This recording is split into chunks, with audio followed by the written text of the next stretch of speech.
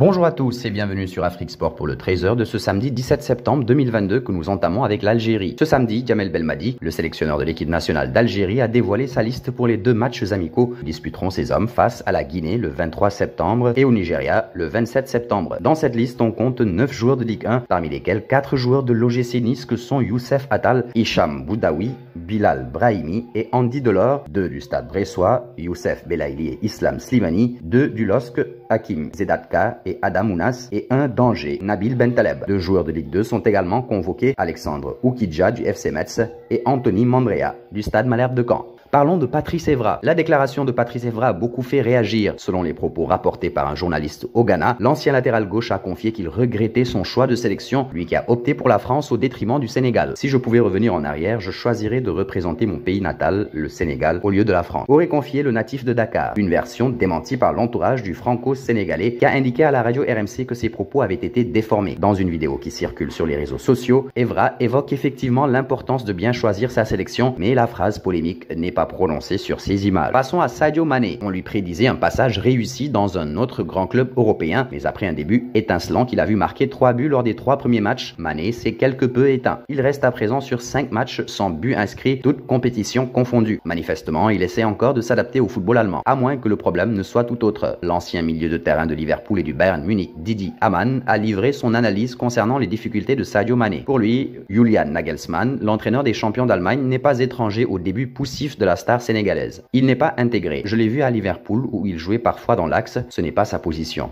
Maintenant, il prend cette position au Bayern également. Il est à son meilleur quand il vient de l'extérieur. Il ne me semble pas heureux, considère-t-il. Un pas au Barça. Si les problèmes du FC Barcelone semblent doucement s'apaiser, la direction catalane n'en a pas fini de trouver des désormais très célèbres leviers économiques pour soulager ses finances et s'offrir plus de marge de manœuvre sur le plan sportif. Dernièrement, selon les informations de Marca, le Barça aurait décidé de s'attaquer aux primes touchées par ses joueurs, même blessés. Auparavant, un joueur touchait ses bonus s'il participait à au moins 50% des matchs où il était apte à être sur le terrain. Ce sera désormais différent. Dès maintenant, un joueur ne touchera ses bonus que s'il participe à 50% des matchs officiels, qu'il soit apte à jouer ou non. De quoi encourager les joueurs de l'effectif catalan à prendre encore plus soin de leur corps. Passons à Vinicius Junior. Menacé de représailles par le capitaine de l'Atlético Madrid, Koke, s'il célébrait en dansant après avoir marqué un but au Wanda Metropolitano ce dimanche, Vinicius Junior a vu la polémique enfler après que Pedro Bravo, président de l'association des agents espagnols, a intimé d'arrêter de faire le singe. Muet jusque-là, l'ailier brésilien de 22 ans a décidé de réagir sur les réseaux sociaux. On dit que le bonheur dérange. Le bonheur d'un Brésilien noir, vainqueur en Europe, dérange bien plus. Mais mon désir de gagner, mon sourire et l'éclat de mes yeux est bien plus grand que ça. J'ai été victime de xénophobie et de racisme en une seule déclaration. Mais rien de tout cela n'a commencé hier. Je ne vais pas m'arrêter, a affirmé sur son compte Instagram Vinicius Junior.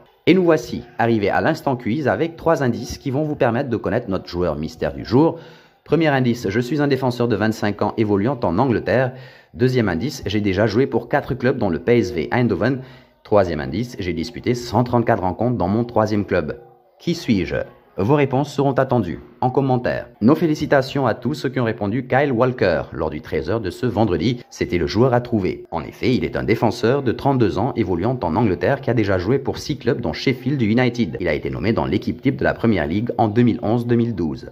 Terminons avec Boubacar Kamara, alors qu'Adrien Rabiot s'est blessé au mollet gauche et n'a pas pu tenir sa place pour ses dernières échéances avant le mondial. Didier Deschamps a fait appel à Boubacar Kamara. Problème, le milieu de terrain d'Aston Villa s'est lui aussi blessé lors du match de Premier League face à Southampton ce vendredi. L'ancien Marseillais de 22 ans est sorti juste avant la pause, paraissant souffrir du genou droit à la suite d'un contact avec Mohamed Eliounousi. Des examens complémentaires détermineront la gravité de la blessure, mais c'est la tuile pour Kamara qui avait là une dernière occasion de prouver sa valeur en bleu avant le mondial. Et voilà qui met un terme à ce 13h du samedi que nous bouclons avec notre question du jour. Selon vous, Sadio Mané est-il mal utilisé par le coach du Bayern Munich? Vos réponses seront attendues en commentaire. En attendant, n'hésitez pas à vous abonner sur Afrique Sport pour ne rien manquer des informations autour du football.